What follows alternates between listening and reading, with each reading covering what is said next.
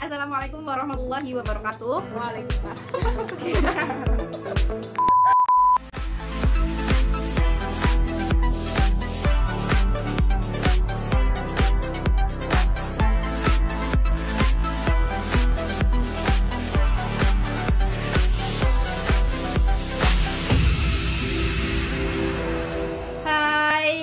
Assalamualaikum warahmatullahi wabarakatuh. Bertemu lagi dengan aku Hani Maya Sari dan juga dengan teman-teman aku. Ada Kak Enca di sebelah kanan dan di sebelah kiri ada Kak Dea. Hai. Hai. Nah, di video kali ini kita bakalan menemani teman-teman di hari-hari teman-teman yang di rumah aja. Kita bakalan share tentang pengalaman kita menuju S2 dengan beasiswa LPDP gitu. Nah, sebelumnya nih biar lebih kenal, lebih dekat gitu ya. Kita akan kenalan dari asalnya dari mana, dari universitas mana, dan kampus tujuannya itu mana gitu. Yang pertama dari aku dulu ya. Tadi udah perkenalan, nama aku Hani Maya Sari. Aku dari UNY atau YSU, Yogyakarta State University, atau Universitas Negeri Yogyakarta, dari jurusan biologi. Biologinya biologi murni, ilmu biologi gitu. Nah, kalau Kanca sendiri, Kak? Iya, hai, nama aku Cahyani. Aku asalnya dari Riau. Kalau aku dari Ilmu Kelautan UNRI, kemudian bakal lanjut di IPB University jurusan Pengelolaan Sumber Daya Pesisir dan Laut. Kalau Kak Dea? Hai, nama saya Dea Putri Andeska. Saya asalnya dari Lampung. Untuk S1, saya alumni dari Unila atau Universitas Lampung. Jurusannya biologi murni juga, ilmu biologi MIPA. Dan kampus tujuannya mau ambil di UGM, jurusannya biologi juga. Oke, nah jadi kita bakalan share-nya lebih banyak tentang pengalaman LPDP di dalam negeri gitu. Kalau buat teman-teman yang bertanya-tanya tentang LPDP ke luar negeri, di video sebelumnya ada, nanti bisa klik di link di atas ya. Gitu, Kak. Oh ya, ini banyak banget nih orang-orang yang tanya ke aku gitu. Nggak tahu sih kalau kakak-kakak gimana gitu. Biasanya tuh tanyanya, Kak, kalau mau daftar LPDP tuh kita harus keterima di universitasnya dulu atau kita daftar LPDP terlebih dahulu?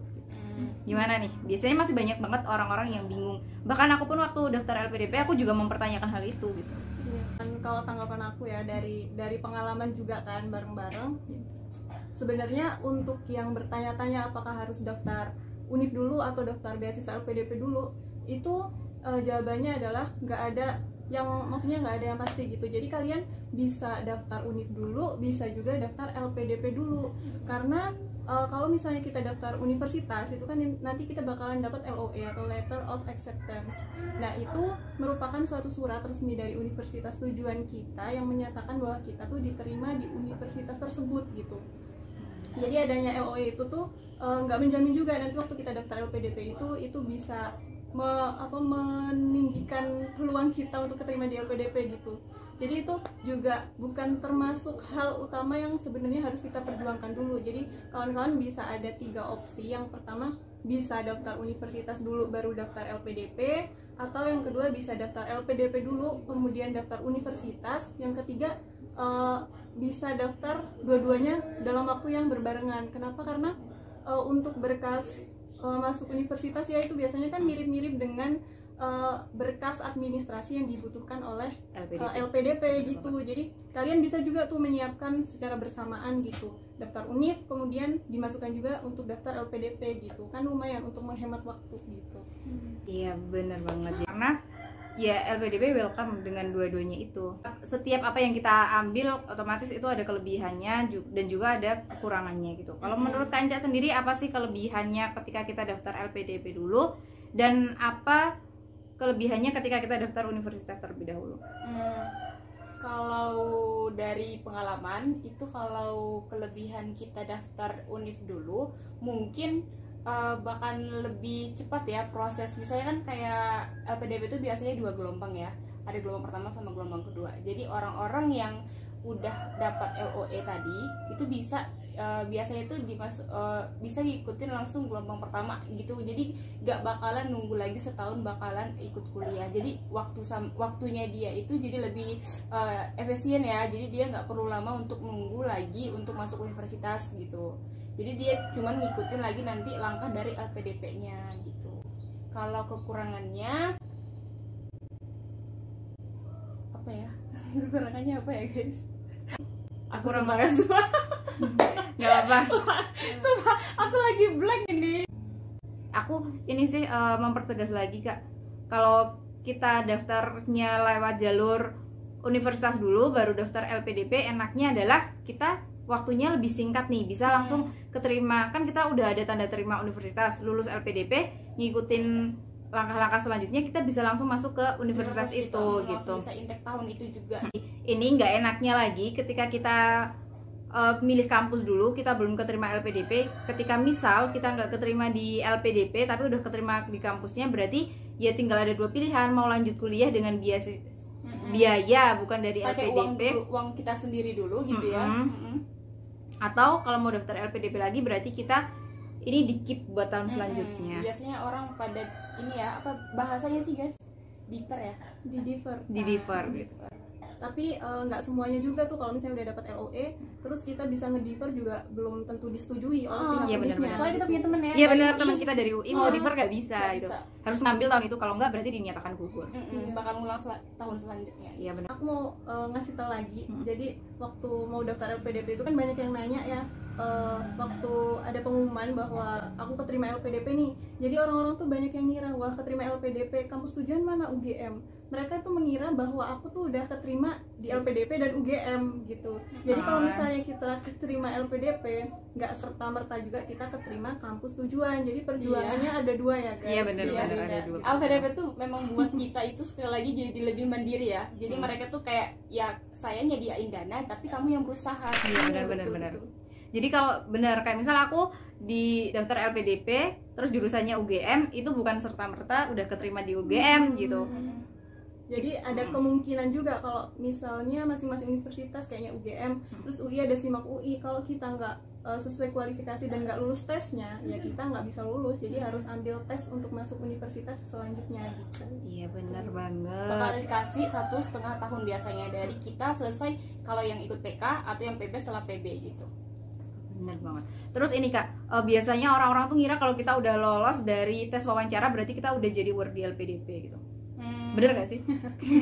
awalnya juga mikirnya Ya, kita mikirnya gitu. Tapi setelah ikutin PK, kalau yang kenal Bu Rana tuh bilang kalian tuh belum jadi awardee sebelum kalian udah dapat LOE gitu katanya. Jadi ya sebenarnya kalian belum awardee guys.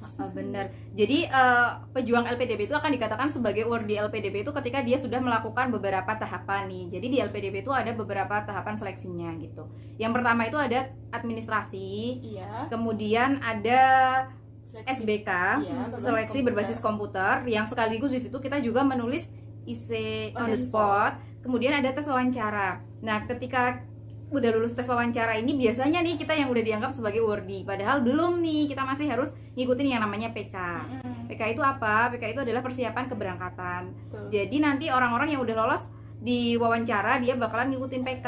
PK ini ada angkatannya dan akan ada nama angkatannya. Habis PK nih ya, terus kan LPDP itu ada banyak jalur tuh. Ada jalur reguler, ada jalur afirmasi.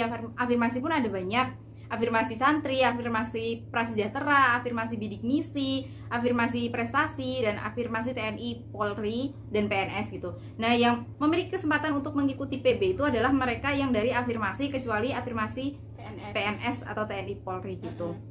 Mereka diberi kesempatan untuk memilih PB atau enggak. PB itu dari singkatan dari pengayaan bahasa. Jadi untuk mereka yang mau mengikuti pelatihan bahasa Inggris. Nah, di sini tuh ada dua, buat yang di dalam negeri kayak kita nih, kita belajarnya TOEFL gitu. Kalau yang di luar negeri belajarnya IELTS. Kayak gitu. Jadi PB itu yang anak afirmasi itu boleh milih mau PB atau enggak kayak gitu.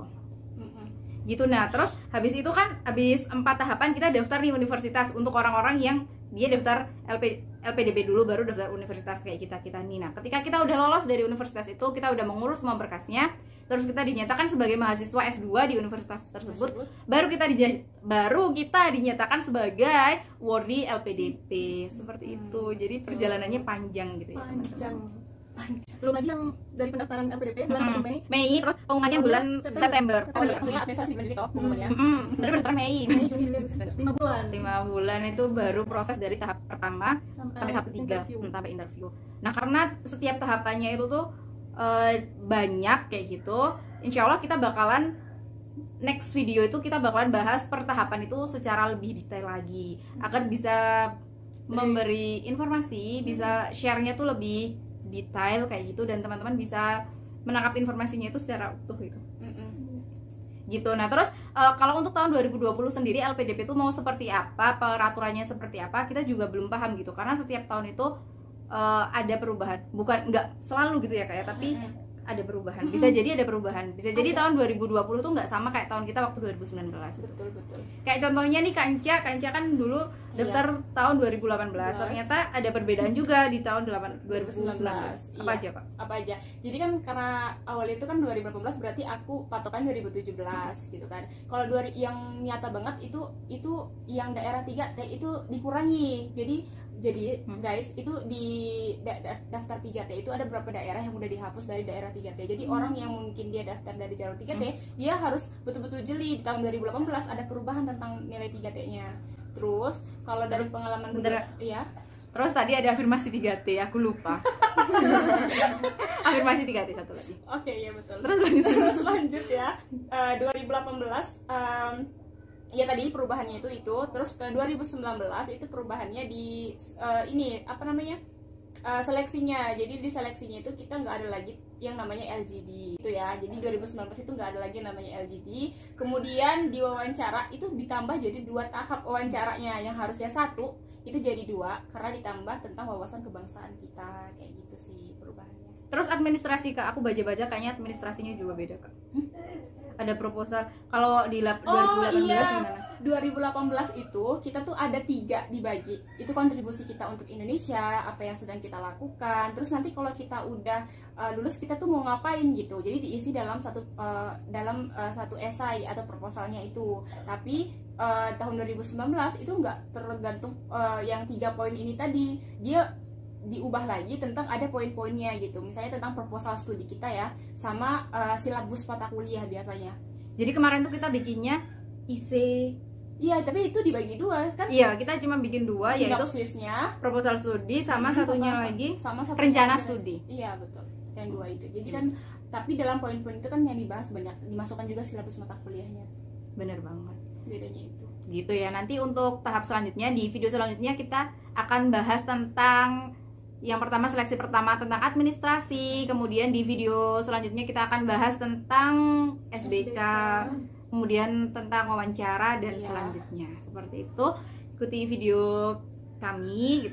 Semoga bermanfaat buat teman-teman jangan lulus berjuang gitu. Nggak semua orang yang daftar LPDP itu lulus sekali LPDP, sekali tes gitu. Ada orang yang berkali-kali kayak kalian kalau tahu Dewi Nur Aisyah ya, yang beliau epidemiolog tuh udah terkenal. Dari bukunya itu beliau cerita bahwa untuk dapat beasiswa itu beliau harus berjuang belasan kali, dan itu alhamdulillah ya dapat gitu kan, karena nggak berhenti berjuang gitu. Itu aja sih. Iya benar banget. Nggak usah. Mungkin di sini ada teman-teman yang nonton udah pernah ngalamin gagal gitu. Jangan patah semangat gitu, karena kita tidak pernah tahu di pintu keberhasilan sebelah mana. Kita bertiga pamit. Semoga bermanfaat. Kurang lebihnya mohon maaf. Wassalamualaikum warahmatullahi wabarakatuh.